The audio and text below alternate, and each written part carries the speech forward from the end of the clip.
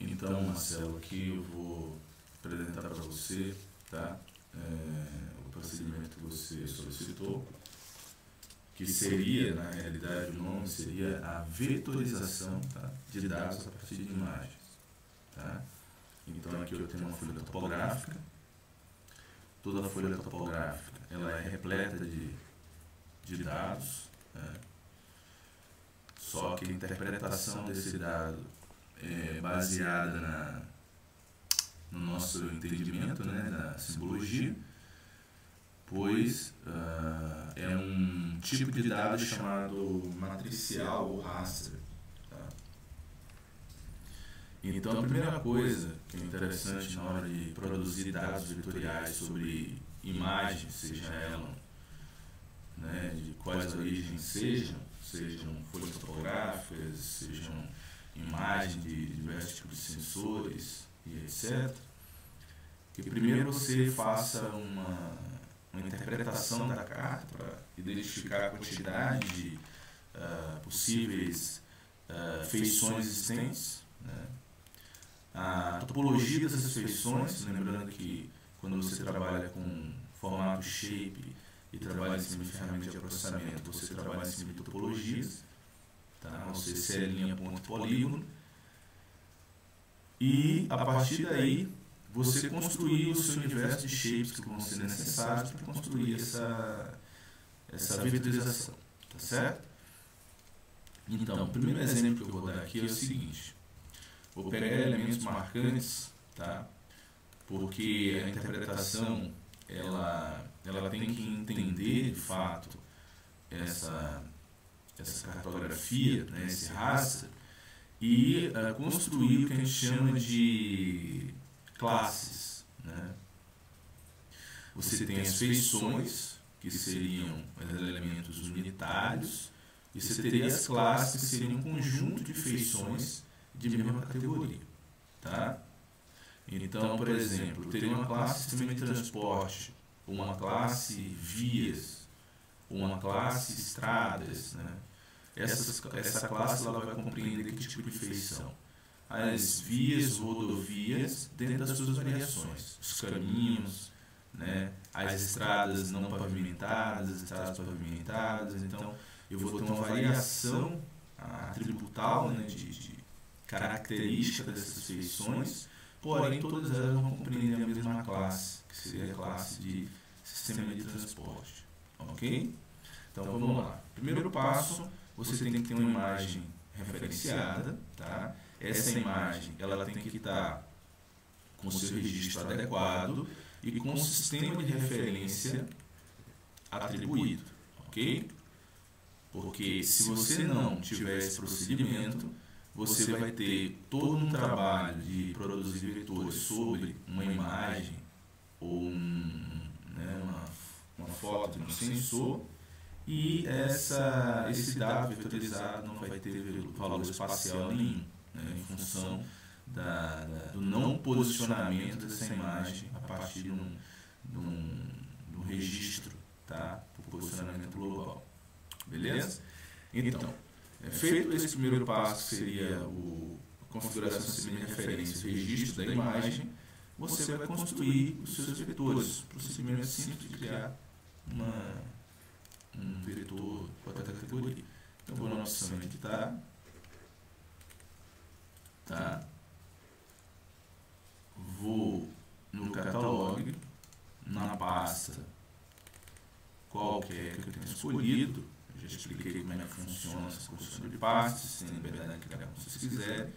E vamos criar um vetor shape de categoria polilinha e vamos chamar ele de BR. Não, vamos chamar de sistema de transporte. Ele não vai aceitar essa aqui, que isso aqui é o nome do shaper, né? Acho que, vamos ver. Eu acho que ele vai aceitar. Daí eu vou atribuir o sistema de referência, ok? O mesmo sistema da imagem, lembrando disso. E vamos deixar desse jeito aqui, ok? Ele aceitou, ele produziu o shape sistema de transporte e automaticamente esse shape foi inserido no projeto de XD que eu estou trabalhando. Ok? Tá. Feito isso, eu vou retornar para o meu desenho e vou iniciar a edição através desse atalho, botão direito sobre o Shape, Edit Feature, Start Edit. Ou eu venho através do menu Editor. Start Edit, ele vai habilitar essa barra. Com essa barra habilitada, eu clico no Create Features. Create Feature vai abrir essa caixa, eu clico no Shape que eu quero vetorizar. Lembrando que nesse momento eu tenho só um Shape, eu poderia ter N Shapes, tá? Então, está sempre atento que vetor, Shape você está habilitando para edição. E aqui eu vou dizer qual é a característica vetorial desse Shape que eu vou construir. Então eu quero line, né, que seria a linha. Feito isso, observe que meu íconezinho do mouse já mudou de categoria, né, visual. E aqui agora eu estou habilitado a fazer a edição. Então eu vou começar a fazer o procedimento de edição. No primeiro momento, observe que eu não criei, né, as categorias para essa vetorização.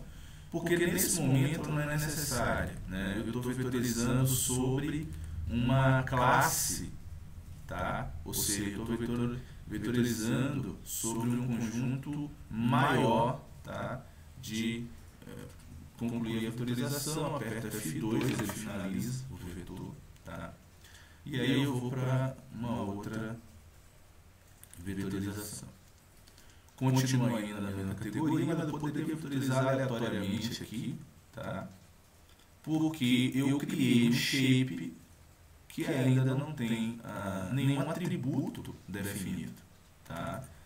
Então aí você vai definir como você vai trabalhar. Se você já vai trabalhar com categorias pré-definidas, né? Se você vai trabalhar primeiro vetorizando tudo que é daquela classe, depois atribuindo, né, informações a esses vetores para criar as categorias que você precisa fazer, tá? Então aqui eu vamos usar um NIS adequado, tá? Usei um Edge, F2 para finalizar. Então o procedimento é bem simples, tá?